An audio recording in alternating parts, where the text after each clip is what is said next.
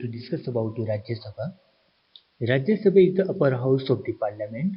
It is a representative house of all the states and union territories of India. There are in all 250 members in the Rajya Sabha. So friend, Rajya Sabha is the upper house of the parliament and it is the representative house of all the states and union territories of India. And there are 250 members in the Rajya Sabha. The members of the Rajya Sabha are indirectly elected by the members of the legislative assemblies of the state and the union territories through a method of equivalent representation. So friend, the members of the Rajya Sabha are elected by the members of the legislative assemblies of the state and union territories indirectly. And in all 238 members of the Rajya Sabha are elected, the rest 12 members are nominated by the President of India.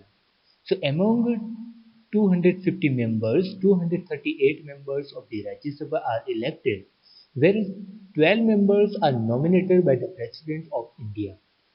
These nominated members should be having special knowledge or practical experience with respect to literature, science, arts, culture, sports and social service. यानी कि India के president को ये authority है कि वो राज्यसभा के 12 members को नॉमिनेट करे। मगर वो 12 मेंबर्स कैसे होते हैं, तो वो अपने ही फील्ड में एक एक्सपर्ट पर्सन होते हैं, जैसे कि लिटरेचर है, साइंस है, आर्ट्स है, culture, sport, social service.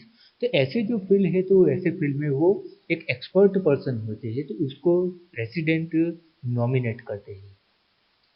No person can be a member of both the houses simultaneously, कि कोई भी पर्सन दोनों हाउसेस को मेंबरशिप वो नहीं रख सकते, यानी कि वो किसी एक ही हाउसेस से वो मेंबर बन सकते हैं।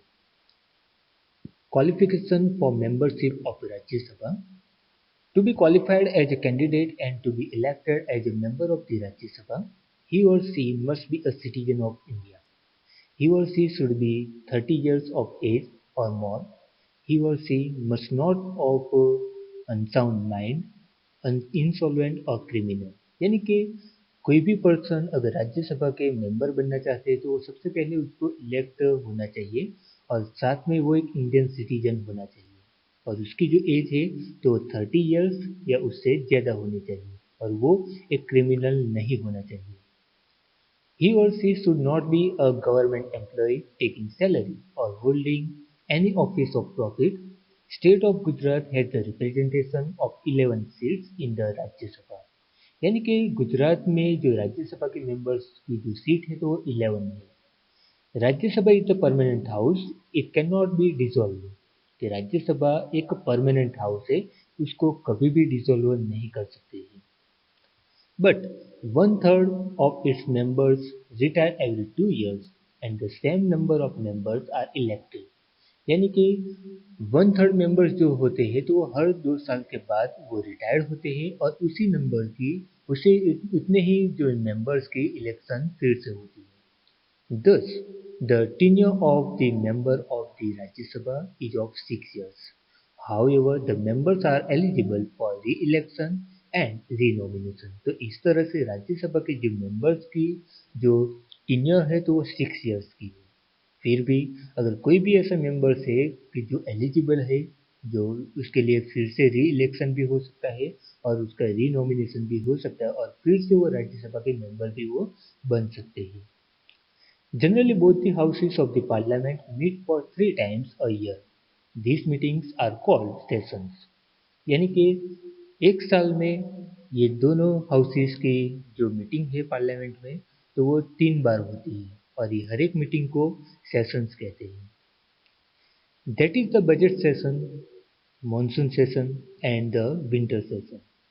The Vice President of India, by virtue or his office, holds the office or chairman of the Rajya Sabha.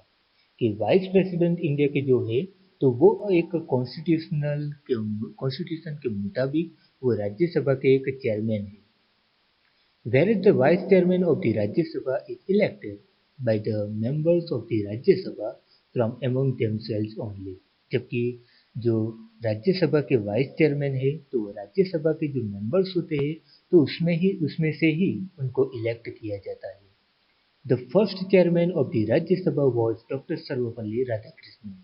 कि इंडिया के हिस्ट्री में जो फर्स्ट चेयरमैन राज्यसभा के बने हैं तो डॉक्टर सर्वपल्ली राधाकृष्णन है, कि जिनकी याद में हम 5 सितंबर को जो एक टीचर्स डे के नाम से वो डे हम सेलिब्रेट करते हैं। The Speaker of Lok Sabha.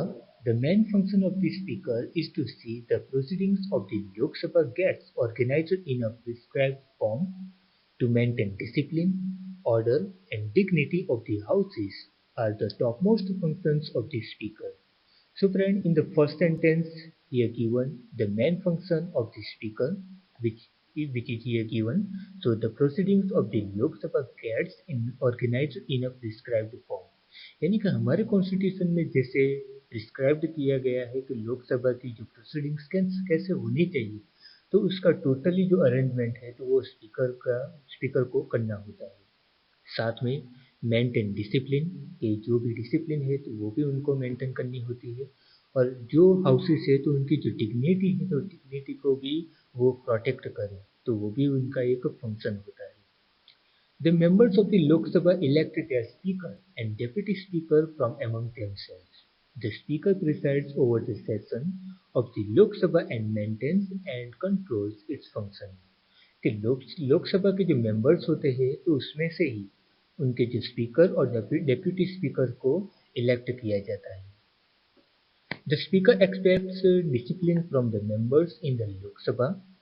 The Speaker is the protector of the dignity of the House. यानी कि जो स्पीकर है तो वो लोकसभा के मेंबर्स से एक डिसिप्लिन की वो एक्सपेक्टेशन रखते हैं, और जो स्पीकर है तो वो जो लोकसभा है तो उसकी डिग्निटी के एक प्रोटेक्टर है। यानी कि लोकसभा की जो हाउस है तो उसमें उसका प्रोटेक्ट करने की जो जिम्मेदारी है तो वो स्पीकर की है। His decisions in the House are final and conclusive. कि लोकसभा में उनका जो डिसीजन होता है तो एक फाइनल डिसीजन होता है। Speaker can belong to any of the political party or can even have a strong support of any political party, but after being appointed as the Speaker of the Lok Sabha, it is expected that the Speaker carries out the proceedings of the Parliament in a firm and impartial manner. यानी कि जो speaker होते हैं तो किसी भी political party से वो बिलोंग करते हैं, और किसी भी पॉलिटिकल पार्टी के सपोर्ट से भी वो स्पीकर बन सकते हैं, मगर एक बार वो स्पीकर के पोस्ट के लिए अपॉइंट हो जाते हैं तो उसके बाद वो किसी भी प्रकार की जो पार्शलिटी है तो पार्शलिटी वो पार्लियामेंट में नहीं कर सकते, यानी कि उनका बिहेवियर एक न्यूट्रल होना चाहिए। By gaining a majority of the members of the Lok Sabha on a resolution to remove the Speaker, with this a Speaker can be removed from his post by giving a 14 days notice period. यानी कि लोकसभा में से members की majority के साथ speaker को remove किया जा सकता है, और उनको 14 डेज का जो नोटिस पीरियड है तो वो भी उनको मिलता है, उसके बाद उनको रिमूव किया जाता है। All the speech and criticism in the Lok Sabha are done by addressing the speaker only.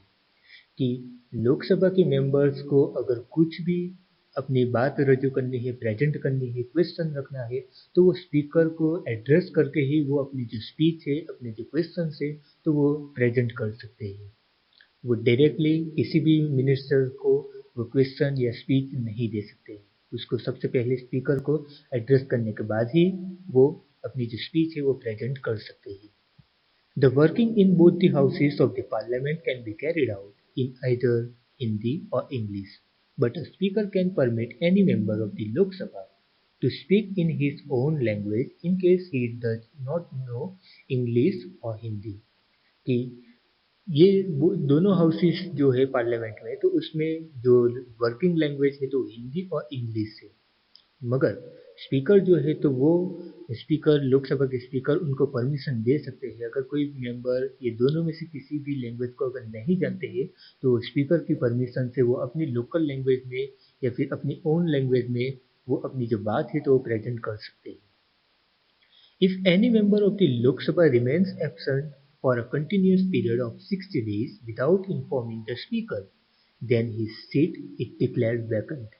यानी कि कोई भी लोकसभा का मेंबर है कि वो कंटिन्यूसली 60 डेज तक एब्सेंट रहते हैं और वो भी स्पीकर को इन्फॉर्म किए बिना, तो उनकी सीट को बाद में 60 डेज के बाद उनकी जो सीट है तो उनको वैकेंट यानी कि वो एम्प्टी सीट डिक्लेयर की जाती है।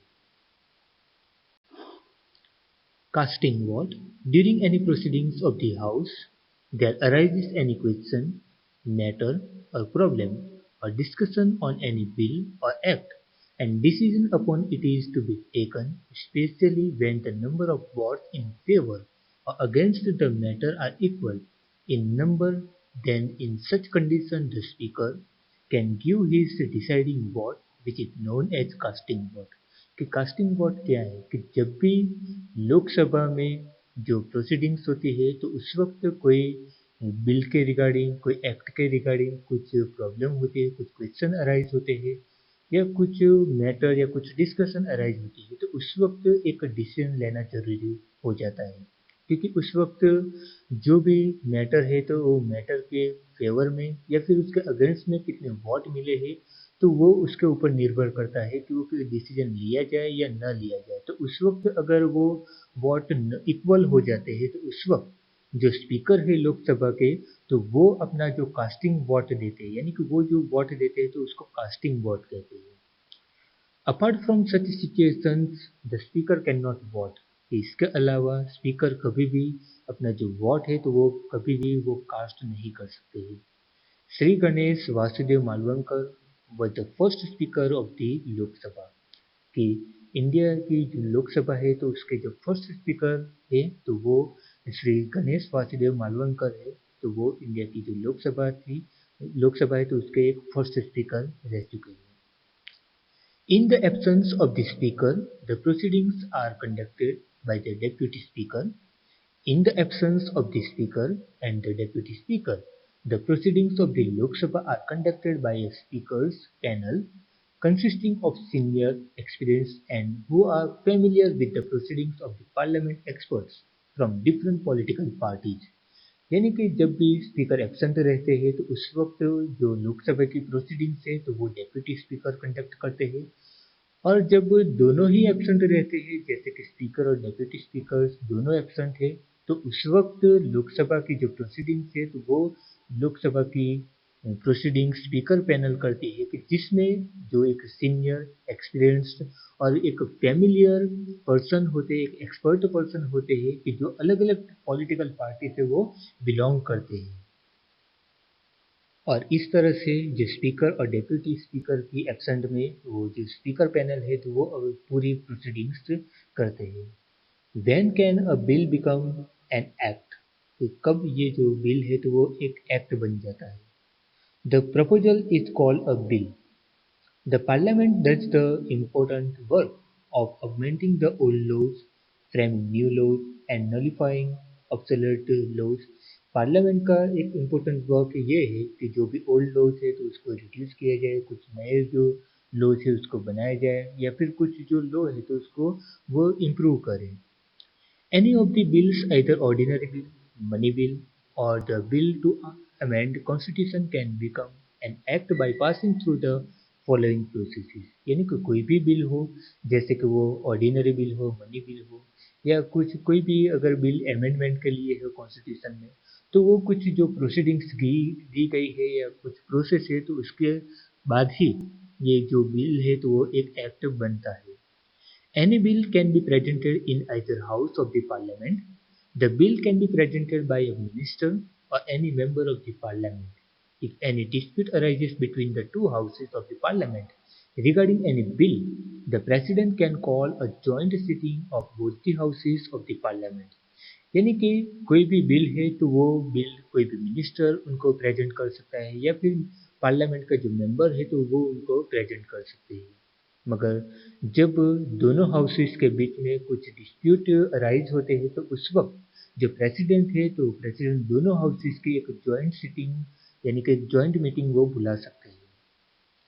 The proceedings of both the houses of the parliament in a joint sitting is chaired by the speaker wherein the bill can be passed by majority। जब भी ये प्रेसिडेंट जो है तो दोनों हाउसेस की जब मीटिंग बुलाते हैं, जॉइंट सेटिंग बुलाते हैं, तो उस वक्त उनके जो मेंबर, उनके जो लीडर होते हैं तो स्पीकर होते हैं, और उस वक्त इस बिल को जैसी मेजोरिटी मिलती है तो उस तरह से ये बिल का डिसीजन लिया जाता है।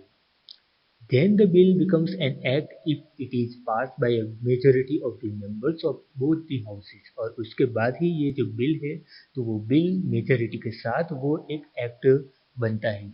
जब वो दोनों हाउसेस के मेंबर्स उनको मेजोरिटी देते हैं उसके बाद ही ये जो बिल है तो वो एक एक्ट बन सकता है।